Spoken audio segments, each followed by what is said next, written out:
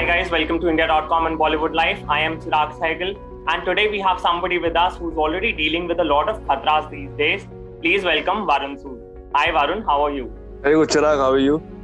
How was khatra, Varun? Was it an instant yes from you when you were offered the show or did you take time? Actually, it wasn't. It was something that Divya and me spoke about for a very long time because I didn't want to do a reality show again and I was very hesitant about it.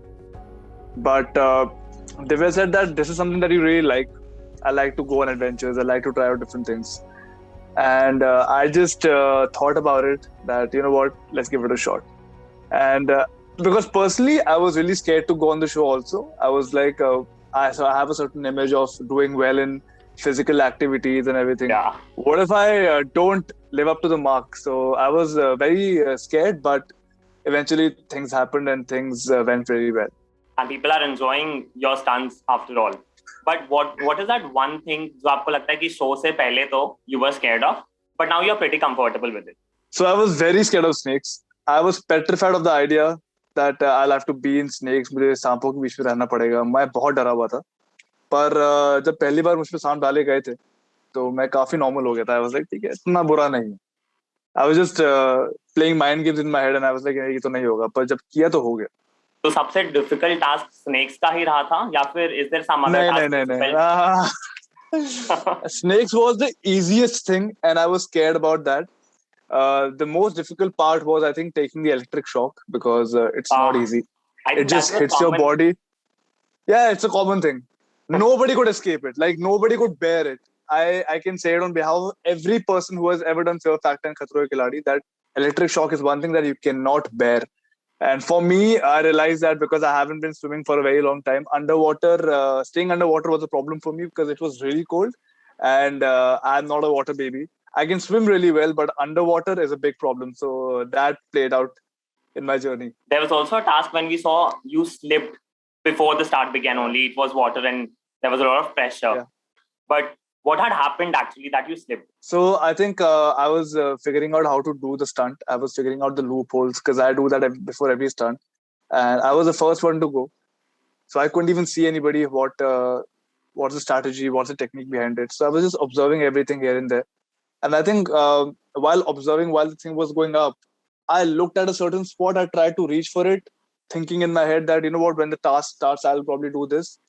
And I didn't realize I moved my feet and I fell on my face. And the moment I fell, the first thing that came into my mind was, oh shit, now what do I do? I have a stunt to complete. I don't want to go back home. And that's the first thing I told Rohit sir, that मेरा stunt बाकी है, अभी मुझे करना है. He was like, तू hospital जा, बाद में संभाल लेंगे. So I think I lost my awareness at that point, and that's where I slipped. But who was the toughest competition आपके लिए in Khatron Ke Khiladi? Him, Vishal bhai, any day. Undoubtedly, the kind of ease जिसके साथ वो stunt करते हैं, so it's Vishal. And if we ask you, anybody except Vishal? I think Divyanka di. Yeah, fabulous. She's very unpredictable. So my problem was that Vishal bhai I knew will be great in stunts because I see that passion in him.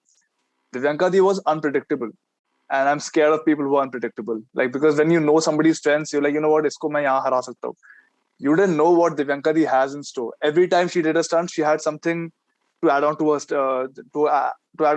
strengths. I was like, man, this is very unpredictable and I don't know what to do about this.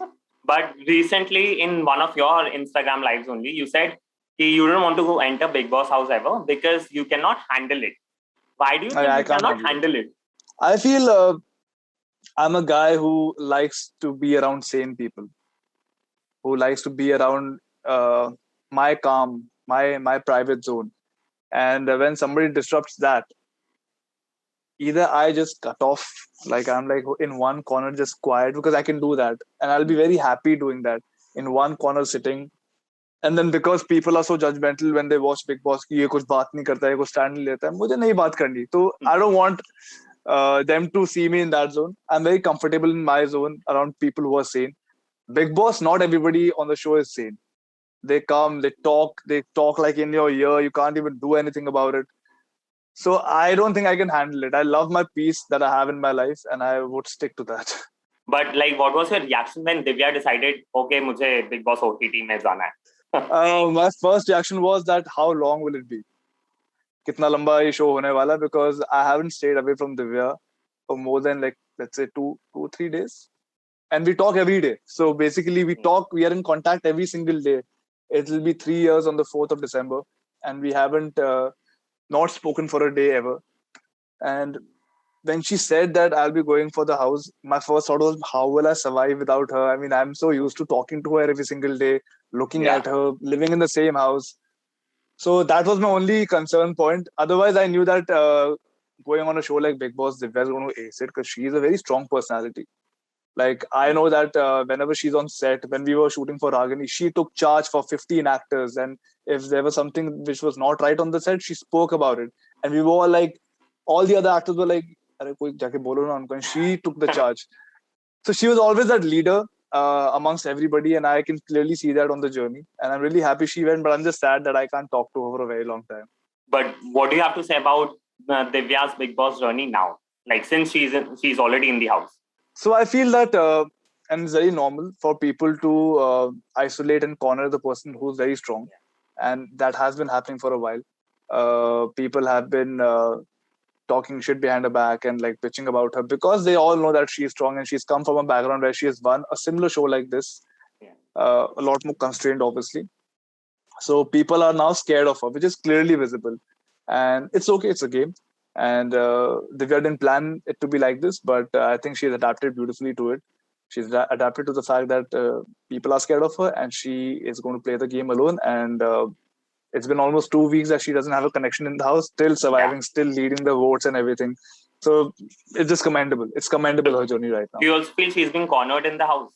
Of course, she has been cornered in the house because they're scared of her, which is normal in a game show like this, especially like this. I won't talk about Khatro because Khatro, you're there on your mental and physical capabilities. Over here, it's just mental. It's just how you can break a person so that they don't shine on the channel and they don't like talk a lot. They don't give a lot of content. So they're trying that with Divya, but I think it's majorly backfiring on them because Divya is now alone and she's shining. And Divya's fans have also been continuously alleging that Karan Johar, being the host of the show, is being biased against her. What do you have to say about that? Biased is a wrong term. I feel that some topics are not spoken about. Maybe not to reveal the person's game or something, but some topics are not spoken about. But I also know that because I have also worked behind the cameras in a reality show, I also know that time constraint is a thing, and you can't exceed a certain time limit. If we talk about everything and anything, uh, then we'll just go overboard with the time, and that's the time frame that they have. This whole debate of favoritism towards Samita and Rakesh. What fans have to realize is that the creatives sitting behind are obviously instructing the host about certain things, and the host has certain point of views and everything, and then they share it with the contestants, right? It's a conversation not between two people, it's a conversation between three people. One's in here, and then the host, and then the contestant in the house. Yeah. So I just feel that if they're talking about Divya, that means Divya is more relevant than the other people.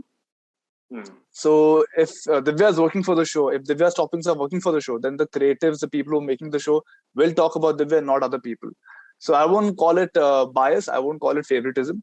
I'll just say that Divya is more relevant to the show than other people if they're talking about her.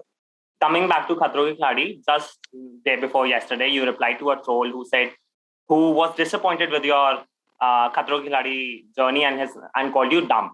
How do you think one should handle, or you handle, all of these trolls, especially after the Saturdays and the Sundays episode? So my Saturday episode was really bad. My Sunday episode, I did my elimination stunt really well. And it's a journey, ups and downs happen. And this is the first time I've ever lost in a week. So calling me dumb was because I had targeted their favorite contestant, their favorite person on the show because of certain things. And they don't realize is that us artists, us people who are on the show, we don't hate each other. There's nothing against each other. It's the fans who build it up so much and they spread the negativity that it's not required. So at times I love to reply to certain people because I like to give people peace of my mind. But at times I'm like, you know what, they won't understand it. And I've always said this to people that There's no point doing all of this. You can love your person how much ever you want to, but hating somebody at the cost of taking a toll over their mental health is just stupid. And I'm not getting affected by it, but I'm sure on a particular day it might affect me or somebody else. So don't do it. So that's So all your I deal, say to them. so your mantra to deal with trolls is give it back to them whenever you feel like. Whenever you feel like. Because when they get a dose of their own medicine, they realize. Yeah. Before entering the Bigg Boss house, Divya was talking to us and she talked about your marriage plans with her. And now we want to listen the same from you also. When are you guys getting married? Fans are eagerly waiting now. Can't happen right now. She's in the house, so obviously. But we have spoken about it, and eventually it'll happen. I'm still 26 years old. She's still 28. We're still very young. Obviously, we will end up getting married, but our eventual dream is to have a nice big house for ourselves. And once that happens, then we can go on to the next step. Everybody should realize that marriage is not a joke. You have to do a lot of planning before it. You can't like get up one day and say, today we'll get married. No, it's not that. You have to plan at least 5 years from then. And that's what we are doing. And eventually it'll happen. And when it'll happen, people will know. So suppose Divya is watching this. What is that one message you want to send it to her? I would just tell her that whatever love that you're giving to the people inside the house, keep giving it, but don't expect anything in return because they are really scared of you and they'll do whatever they can to chuck you out of the house. So just play your game, have fun, and try not coming back soon, but try fast forwarding the time because it's been 27 days and I really miss her. Yeah. Thank you so much, Varun, for joining us. It was wonderful talking to you. Thank you so much. Good luck.